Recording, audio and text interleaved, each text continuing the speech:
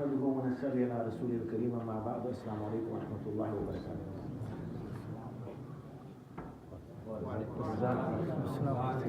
One brother gave me the salam, but the rest of you, mashallah, ready to go sleep. So you do it. Some of the time we find ourselves, or we think we are victims of our destiny, or we are sort of in a trap, we're in a autopilot, and we have to do what we have to do. I haven't narrated any stories to you yet, so let me give you a once upon a time.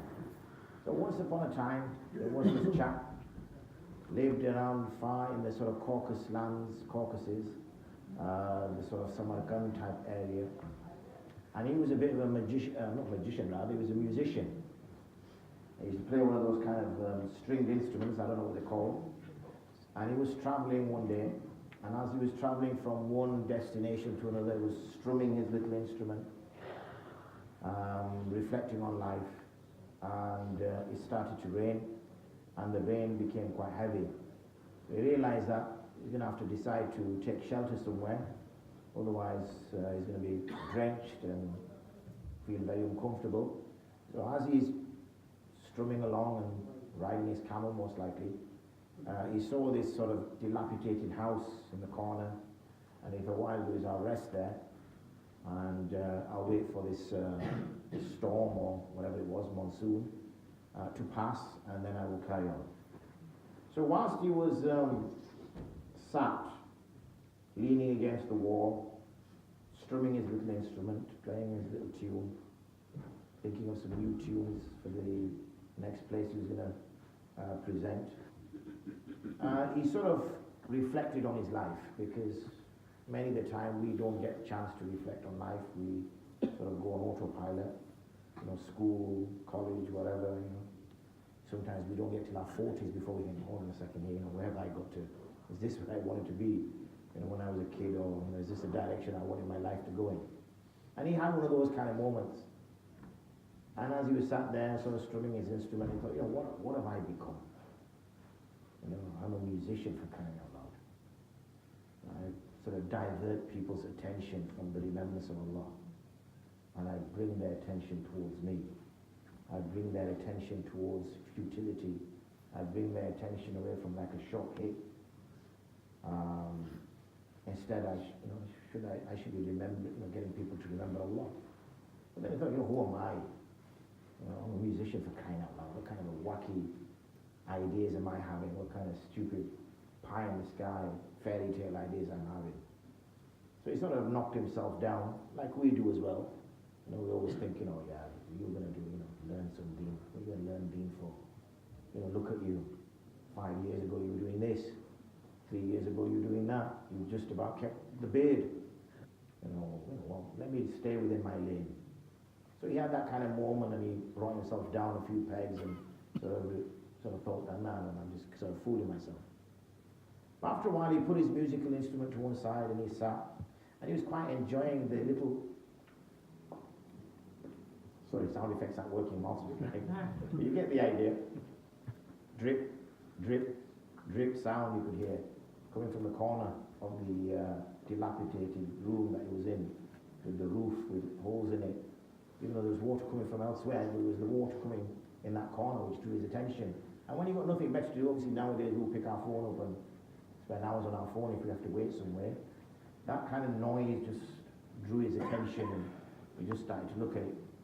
And as he looked in the corner, what he saw was a small, tiny puddle forming, as these little drips were dripping down. And he just kind of, sometimes it has that kind of like calming influence when you hear water trickle. And he was having that kind of calming moment. And it made him kind of forget about everything. Forget about who he was. Forget where he was going. Forget where he was in life. He did not allow for that moment his history to judge him. He did not allow the history to control his destiny. He did not allow his past to dictate his future for that moment. And he sat back. Drip, drip, drip. It's amazing how you multiply so quickly after Fajr. I don't know what Aisha feels. So is watching these drips, and the puddles getting slightly bigger, and slightly bigger, and slightly bigger. And after some time he thinks, when that water is nearing his feet, that's amazing, is that? I've been sat here, he didn't know the amount of time he would ever watch it. Back in the day, he didn't watch it. And he's thinking, I've been sat here for a short while, and I've seen a drip become literally fill half the room with water. If I went and studied one thing at a time, learn one little thing a day, maybe I might possess something or something. Maybe I might learn something. So at that moment in time, he grabbed his stringed instrument, just before he broke it, he tweaked it a few more times just to get it out of the system, you know. Once he'd done got it out of the system, he smashed it, got on his camel, and set off in the direction he was going in. When he arrived at the city, he asked around for the Aimma of that city. This man was in his late 30s, early 40s. It's a true story, but unfortunately I forget the name of the sheikh. So he asked around, found out the Aimma residing in this area, and started to study. Within the space of, I think, around 15 years or so, he became the greatest, or one of the greatest imams of that area. Sometimes we allow our history to predict our future, to control our future. And whatever situation we find ourselves in, we allow that to cage us and restrict us. When in reality, tomorrow is what you decide it to be. Obviously, taqdeer is taqdeer, we're not denying that. But your harkat, your movement, your engagement is what will decide that. And it's only short, small masail. We know also from the great Abdallah ibn Masud and Abdullah ibn Abbas and all the great Abdullahs as they were referred to. Now if you look at the age that they had compared to the Sahaba, the Abu Bakrs, the Umars, the Osmans, there was a huge age difference. Huge age difference. You're talking about boys and men. But that does not perturb or disturb these young boys going and studying deen. They did not say, who's going to come and ask a mas'ala from me when they're saying Abu Bakr over there? Who's going to come and ask a mas'ala from me when they're saying Umar over there? Who's going to, they're going to say, oh, shall I ask Abdullah, 12-year-old, or shall I go ask them Umar over there? But that did not perturb them. That did not disturb them until those Sahaba are regarded as the elite ulama from the Sahaba. The elite. So again, we don't allow our circumstances to constrain and control us. What we do is be that drip. What Allah subhanahu wa ta'ala wants to do with us is His business. If He wants us to suddenly have the capacity or the capability to be able to be a means or a medium for other people's hidayah, or if He decides that we become the means for knowledge to reach others, at the end of the day, it's Allah subhanahu wa ta'ala's knowledge. We are just vehicles, we are just means for that to spread. It's His ilm. Unfortunately, we may claim it as ours, but it's not ours. It is Allah's. And all we are, if we're fortunate enough, we just become the means, we become the asbab, the flow, the way that knowledge reaches others. So, learning ilm or gaining knowledge starts with sincerity. With sincerity, but before sincerity has to come that moment of reflection, the drip moment, where a person has to sit back, and i'tikaf has been established for that. Ramadan has been established for that, to reflect, to get away from the busy lifestyle, the house, the job, the friends, the social life, whatever it is that we're busy with 11 months of the year, to then take that time out and reflect and see, where am I going? Is this where I want to be? How do I move in the direction I want to move into? And then we shouldn't think, unfortunately, we have a bad habit of putting a mountain in front of a person instead of saying take one step. So we'll say, oh, you have to study 7 years to become an alim, and then if you want to do takhassus, you have to go study another 2 years, 3 years, and then if you want to do this, another 2, 3 years. So you've got this, 14-year-old, 15-year-old looking at you and saying, wait a minute, you're telling me I have to study for 15 years. And I'll be 30 years old by then. Similarly, when we in our 20s or 30s or 40s, we say, oh, if you want to become an alim, you have to study that. Oh, we don't need to become an alim. What we need to is gain ilm. Okay, there's two different things here. One is that kind of criteria which is required in order to lead us in prayer. One is that criteria which is required in order to be able to respond to istiftah, to fatwa. So that's a kind of a role in society. That doesn't mean we have to have a career change. That I want to become a doctor, I want to become a this, or I want to become a that, or I have to become a scholar. No.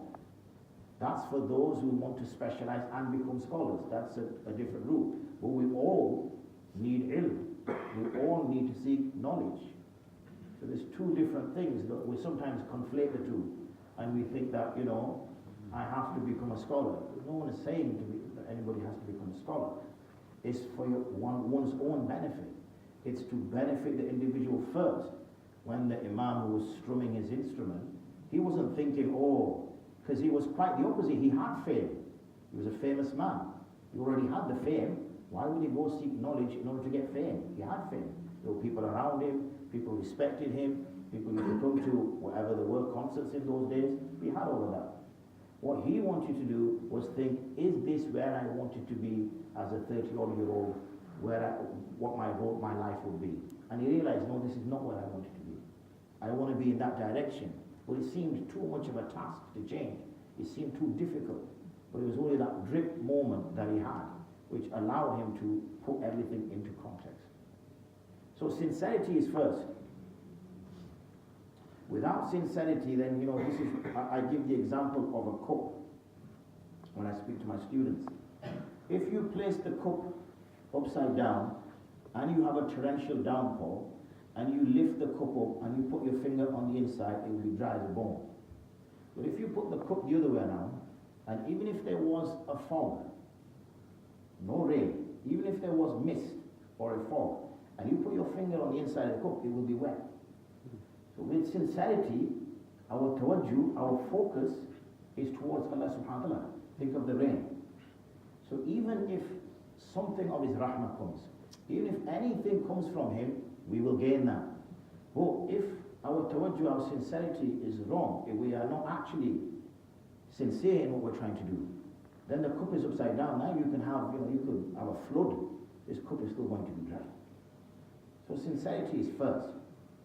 Once we have sincerity, then it's Allah subhanahu wa ta'ala is going to make the wheels turn. We can't do anything. As the Mujahideen used to go into battle, they would say that the battle is ours, but success is Allah's. We're not the ones who will become victorious. It is Allah's victory. We're just a means. So in the same way, this is Allah's ilm, not the person's ilm. And Allah subhanahu wa ta'ala has said, up until the day of judgment, His knowledge will exist on the surface of the earth, the knowledge of the Quran. That's why we are fortunate that we are the only nation that continues to memorize our revealed text. Look around, there is no other nation. We were admiring a young 10-year-old boy yesterday or today, lose track of time, and he had memorized the whole Quran. If he was to go into school, they have the Key Stage 2 books and Key Stage 1 books, which are only 30 pages. They don't expect students to memorize those pages. And then to memorize it in a language he doesn't even understand is even more so remarkable. Then we have, obviously, when we were speaking to Harun, wherever he is, when we were mentioning about the tajweed rules, then is the tafsir. That's just in the science. We can go on into the different types of sciences within the Quran. Then we have such an expertise in hadith, where we have memorizers of hadith, and we're talking hundreds of thousands of hadith memorized. And when we say hadith, we're mentioning the matan and the sanad, that is the hadith. Then we have experts of jarh wa ta'deel, which was a method of academic criticism which only exists now recently in the last century or so, when things like PhDs and masters came about in universities. And when you look at fiqh, how the fiqh has been contained, if you look in all aspects, Allah subhanahu wa ta'ala, through the means of humans, has preserved this deen in all aspects. So therefore he will continue to do so, because haqq has to always shine until the last day. Why? Because people will say, Ya Allah, you never sent a Nabi to me. You never sent anybody to me. How would I know to follow your way and not follow your way? So that will stay till the end of days. But the question is through whom will it stay? Who will be the actors? Who will be the ones who will be holding that, preserving it? We all hope that it is us. We all hope that it is us. Because the first person who preserved it, the greatest mufassir, the greatest faqih, the greatest muhaddith, if I can use that word to him, is Rasulullah sallallahu alaihi wasallam. So when Rasulullah sallallahu alaihi wasallam is taken somewhere, and through the chains of men, his students, all until the end of days, will be graduated, then we hope that we will also be taken with the Prophet sallallahu alaihi wasallam. Because we continue to keep the legacy alive. We continue to keep the knowledge alive. So, ilm, as I said, you don't have to be Allama Sahib, Mufti Sahib, Hazrat, whatever. These are just titles that we use. They don't mean anything. They're just titles. They're official roles that people have in society. Ilm, and who is learned, is how it impacts on your life. The knowledge that you gain and how it changes you. What do you become because of it? So step by step, drip by drip, we should all, in some way, in some fashion, be gaining knowledge. But knowledge is something which is not data. I call something knowledge and I call something data. For those of us who work in the sort of scientific fields, or even in any field, to be honest, the first thing you do is you gather data. That's not knowledge. It has not been processed, it's not been dealt with, it's not been analyzed, you haven't reached a conclusion. So we have data, lots of data. So whether that data is asking people questions through a questionnaire, whether that data is observational, empirical, whatever the data is, we have that data. It is then when we analyze it and we deal with it, then it becomes knowledge. So in the same way, we have data inside our heads. There's a person could know how many salahs there are in the day. But that's just data if he doesn't pray. A person could know, how to recite the Quran, for instance, but he doesn't recite the Quran. So that's just data, it's not knowledge. So we have to be people of ilm. We have to be people who seek knowledge in order to act upon it. I think I've done my 20 minutes. On that note, may Allah subhanahu wa ta'ala choose us for the ones who preserve His deen. And may also we be chosen to spread His deen. Ameen. Wa akhir da'wana. Alhamdulillah Rabbil Alameen. Assalamu alaikum wa rahmatullahi wa barakatuh.